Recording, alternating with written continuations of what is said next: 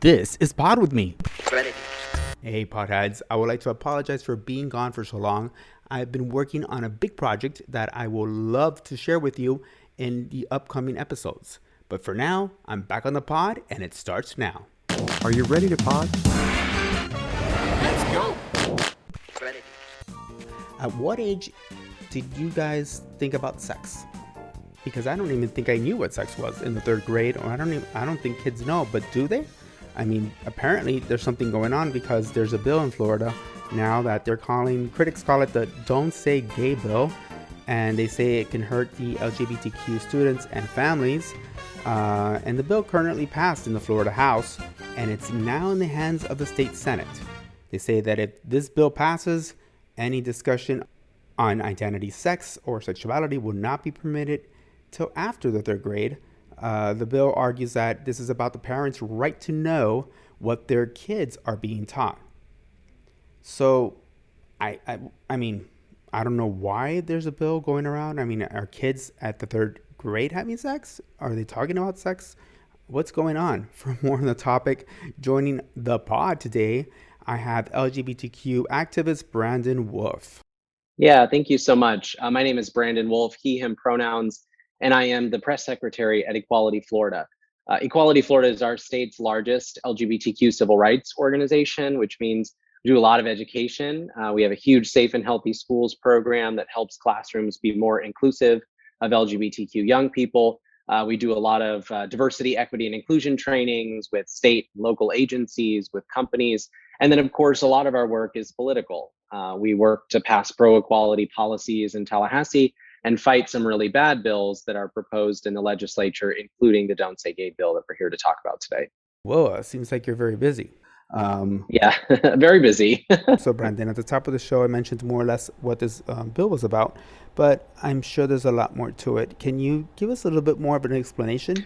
So the bill is not new. It's not a new concept. It's something that's been proposed and passed in other states. In fact, Tennessee is considering a similar bill right now, but it is really simple in nature.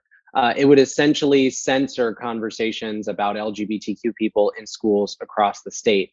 The actual language of the bill says that school districts cannot encourage discussion about sexual orientation or gender identity in primary grades or in a way that's not age appropriate. And there's a lot of issues with the language of the bill. First and foremost, it's very vague. We don't know what the word encourage means in the statute. What does it look like if a school district encourages conversation? What counts as a discussion of sexual orientation and gender identity? And then, of course, we know that those conversations being had are to acknowledge the existence and value of LGBTQ people in society. So while the language of the bill is broad and vague and maybe difficult to understand, its impacts we know would be clear. It could mean that rainbow safe space stickers could be peeled off of windows of classrooms. It could mean that the doors to gay straight alliance clubs could be closed forever. There are concerns that if a kid with same-sex parents, draws their parents on a paper for show and tell or brings them to school for career day, that might be considered encouraging discussion of sexual orientation. So there are real concerns with the bill, and we know that the impacts will rest squarely on the most marginalized in society. It's already hard enough to be a queer kid in this country.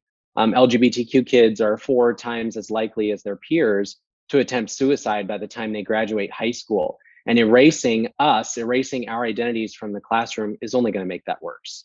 So, Brandon, are they only talking about the LGBTQ kids or the heterosexual kids as well? Because it's kind of vague, right? It's a really great question. And the bill doesn't specify. Obviously, if the bill said you can't talk about LGBTQ people, that would be a clear violation of constitutional rights. And so instead, it says you can't have a conversation about sexual orientation or gender identity. And so the question becomes, well, doesn't that mean heterosexual people and cisgender people as well? What about, if a pregnant woman is the teacher and a kid asks, are you having a boy or a girl? Is she supposed to say, go home and ask your parents? We don't talk about that here. There are real questions about how far the ramifications of this bill could go. And that's a product of the vague, broad language that's written onto the page. So for the example you just gave about the pregnant teacher, wouldn't that just be an organic question, is it a boy or girl? And the teacher just answers and they go on about with their day. I mean, that just happens organically. Well, that's the thing is these conversations about the existence of people and their whole identities happen in classrooms all the time.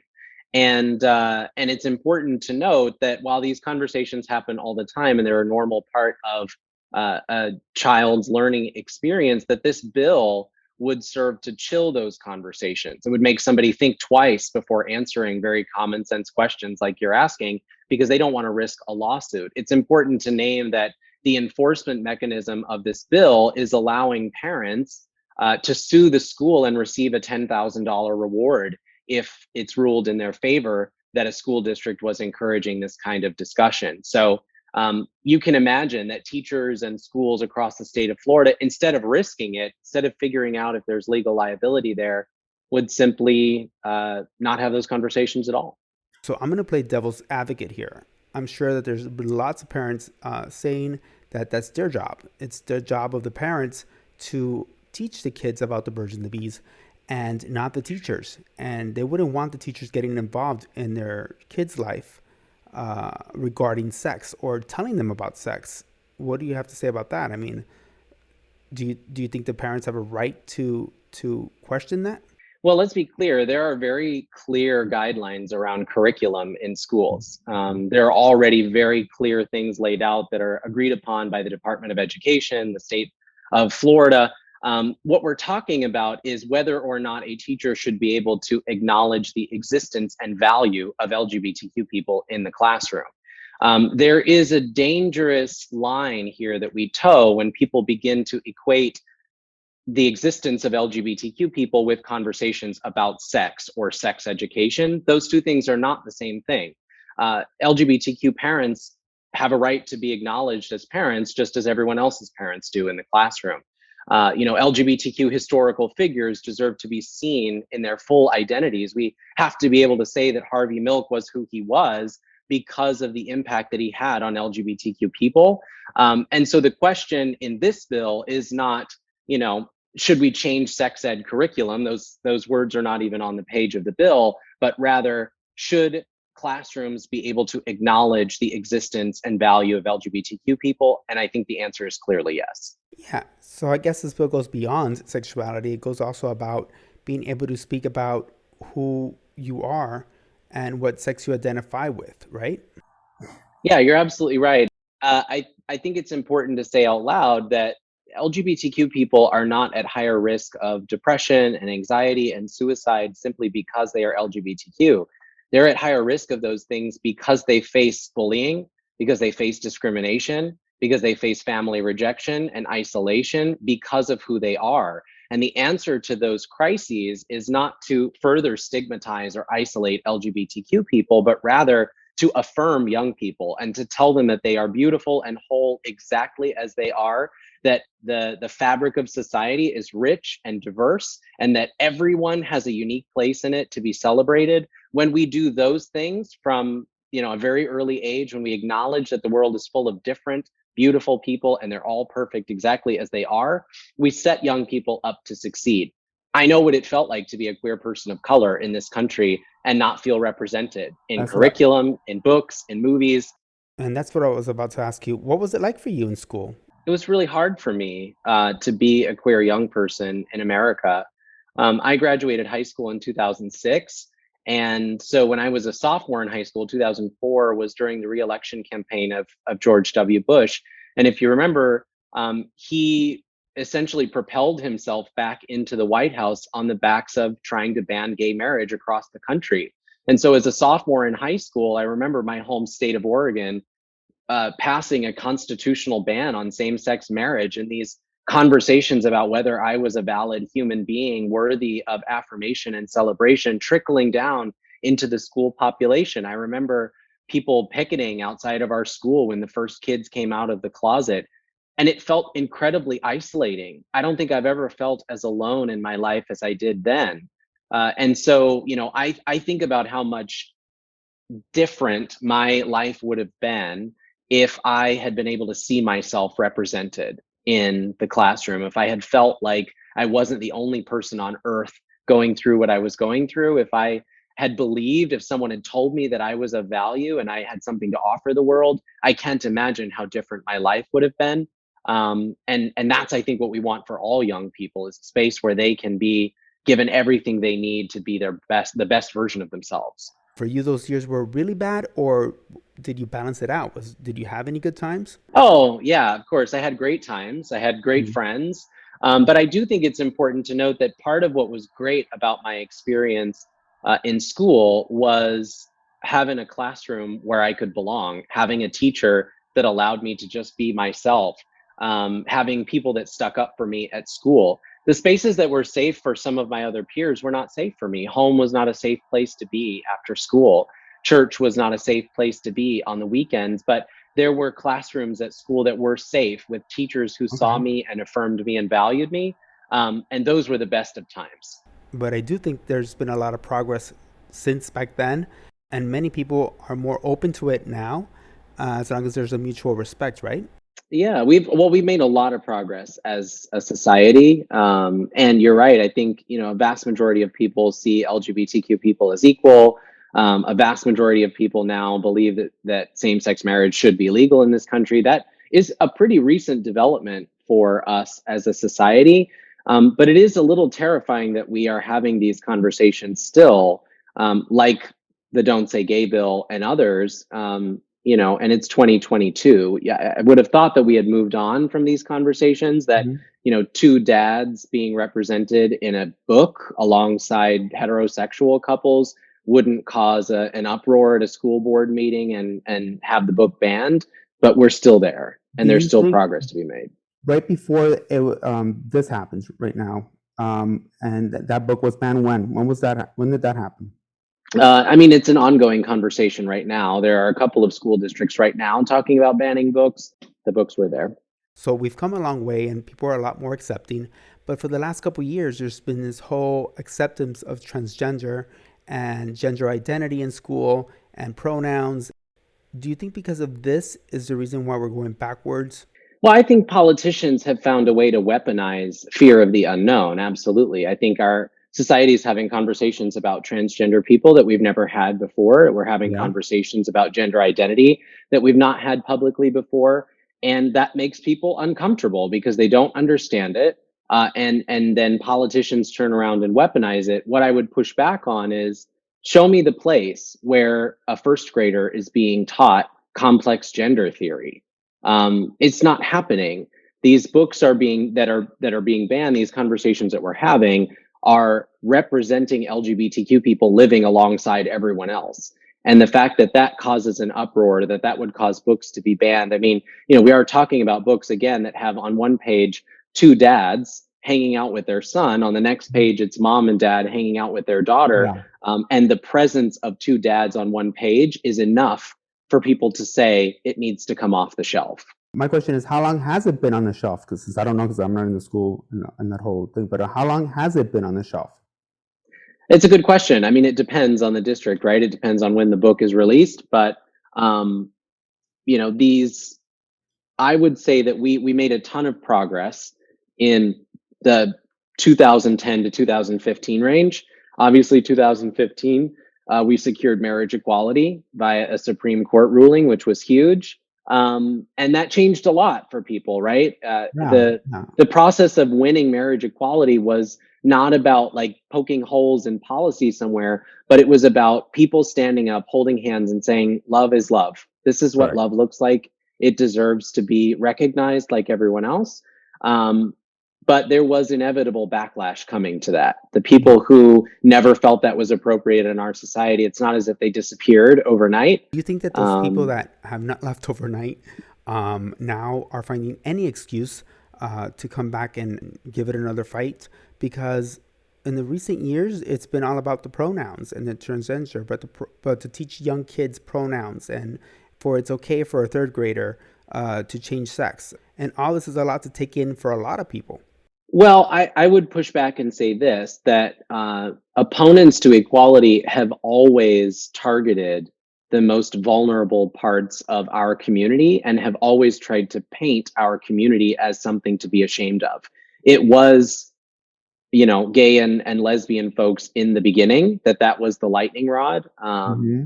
You think about Stonewall, you think about people being dragged away in handcuffs Mm-hmm. because they were, gay or lesbian.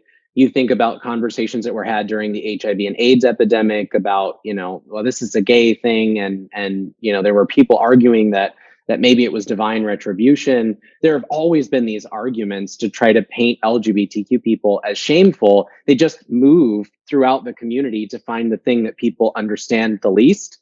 And right now, that is transgender people in society. It's not as if transgender people haven't always existed, because Yeah. they have. Transgender people have been around forever. What's happening now is that they're the ones being especially targeted by policy. They already face more difficult times in our communities. Black trans women are murdered at a far higher rate than anyone else in the LGBTQ community. They already struggle with things like getting their name changed on an ID and being respected as they are. And then you add on top of that they're being targeted by opponents to equality through policy, and that's where we end up with this conversation that we're having. Anytime people are forced to experience something or someone that they don't understand, it makes people uncomfortable, right? Change is hard. Things that we don't understand and can't control are challenging for us to wrap our minds around. And so I do think that conversations about transgender people have brought up people's issues with whether or not they're comfortable with change and with having new conversations about people they don't understand. But I will also tell you that in talking to young people, I don't hear young people telling me that calling their friend he or she That's just is the thing that's derailing their education, or that it even bothers them. Okay. All right. Interesting. Okay. All right, Brandon. So what are the next steps? What is it that we need to do to help?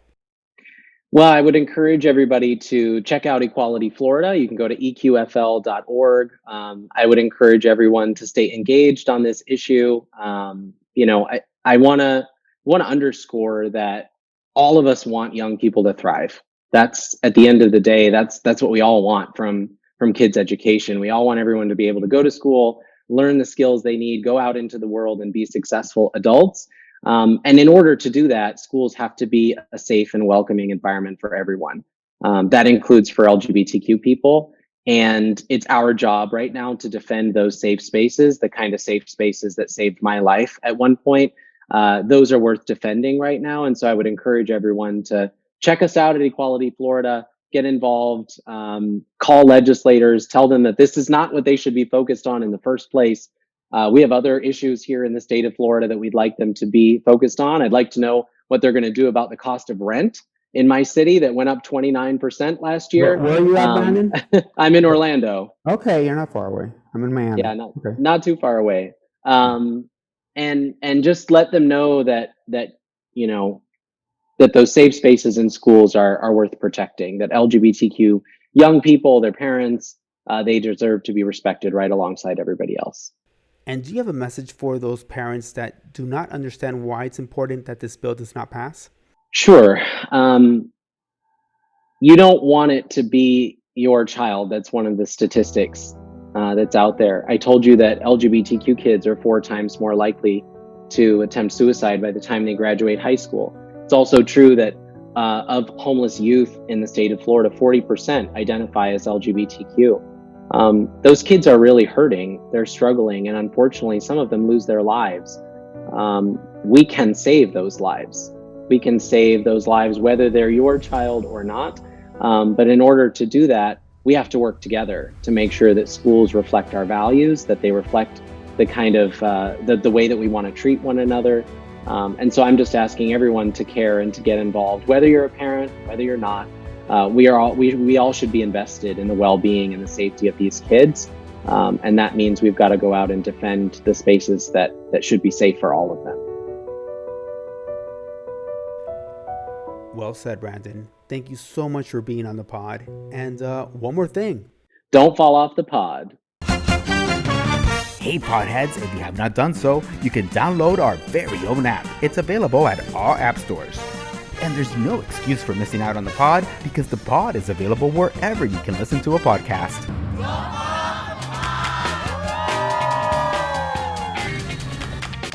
Ready.